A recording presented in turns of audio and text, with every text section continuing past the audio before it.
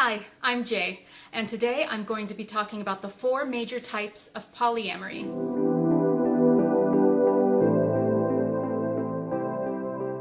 So first I have a little disclaimer because I'm going to make a lot of generalizations in this video. If I didn't, this would probably turn into a documentary, and that's not why any of us are here, so I'm going to keep it brief. There's a lot of nuance in everything I'm going to talk about, and there's a lot of overlap between the 4 different forms of polyamory that I plan to discuss. Suffice it to say, everyone who practices polyamory does it in their own way, and their interpersonal connections are going to be as unique as the people in them. That said, I decided to narrow everything down to 4 major categories: the primary partner plus others approach, the group approach, the egalitarian network approach, and the solo approach. In the primary partner plus others approach, you are in one main relationship, and then you have other connections beyond that central relationship. For example, let's say that Olivia and Kana are married. They're primary partners. They own a house together. When holidays roll around, it's just a given that they're going to spend them together, most likely with their families of origin. Olivia and Kana probably link to each other on social media, and it's just a given that of course they would link to each other and not their other partners because they're primaries. And of course, if one of them took a job in another location, they would just move together. There's not really any question about that. Olivia and Kana have built a life together, their lives are entwined, and they don't have any plans or any intention of ever doing that with anyone else. In this example, Olivia's also dating Rosa, and they really like each other. They might even be on the path to falling in love. Every week they go on a date together, that day is set aside just for them, and they have so much fun. They're happy with where their relationship is, and it's not just that, it's kind of by design. Olivia and Kana are primary partners, so Olivia and Rosa don't do those primary partner things. They don't automatically spend their family holidays together. They wouldn't automatically move together if someone took a job in another location. That doesn't mean they don't care about each other, it's just a different kind of relationship. In this example, Kana also has a girlfriend named Ava. They've been together for 3 years, they are totally in love, they're so cute together, everyone sees them lasting for the long haul.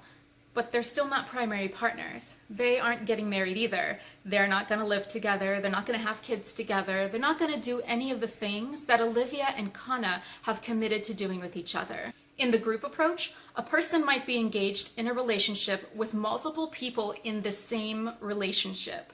So, for example, Olivia and Kana might be in a relationship together with Rosa. Now, to be clear, in this example, there are actually 4 relationships within this triad.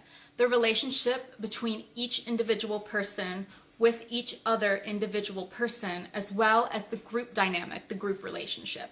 A lot of the time when people hear the word polyamory, they think of these group relationships.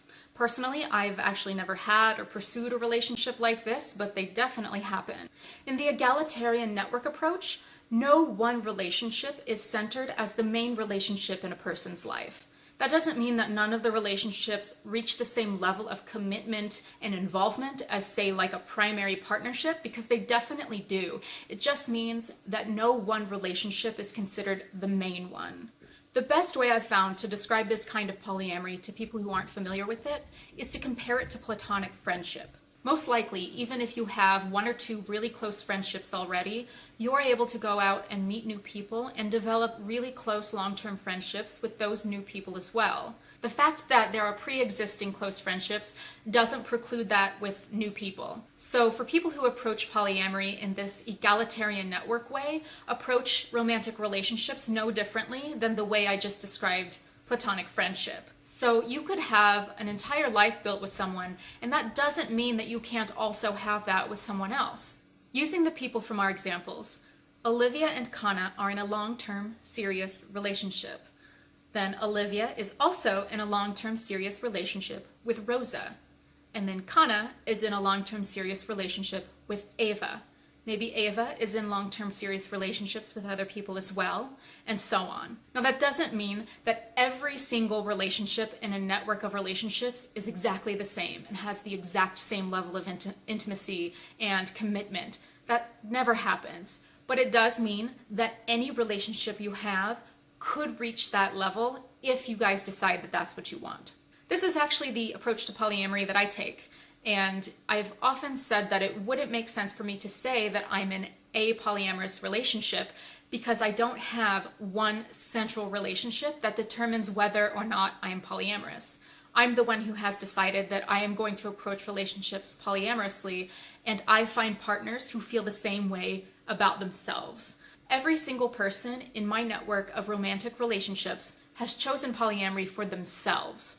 In this approach, it's really not uncommon to find people building their lives with multiple people. So this could look a lot of different ways. It could look like a multi-adult household with an entire polyamorous network living in one house.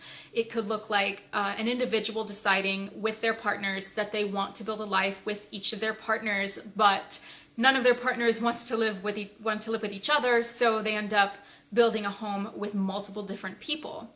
Obviously, these various approaches aren't for everyone, which is why there are so many different ways to approach polyamory. The last approach I'm going to talk about is the solo approach. And on the surface, it looks a lot like the egalitarian network approach, specifically in the sense that each individual person decides how to engage in their relationships with other people, and no one central relationship determines the shape of other relationships. That said, most people who practice solo polyamory approach it from the angle of never coupling up. So they don't couple up with one central relationship like in a primary relationship or in one central group relationship, but neither do they couple up with many different people. They are in relationships, but they maintain the identity of a solo individual. That may mean that they actively identify as single, even if they're in multiple romantic relationships, or it might just mean that the way they structure their lives and the way they approach talking about their lives is more centered on the individual rather than centering couplehood or family. Most people who practice solo polyamory choose to never marry, legally or otherwise, and they never choose to live with anyone. This is actually becoming pretty common even with monogamy and can sometimes be called living apart together. Again, I really can't emphasize enough that I've way oversimplified all of these approaches and polyamory in general.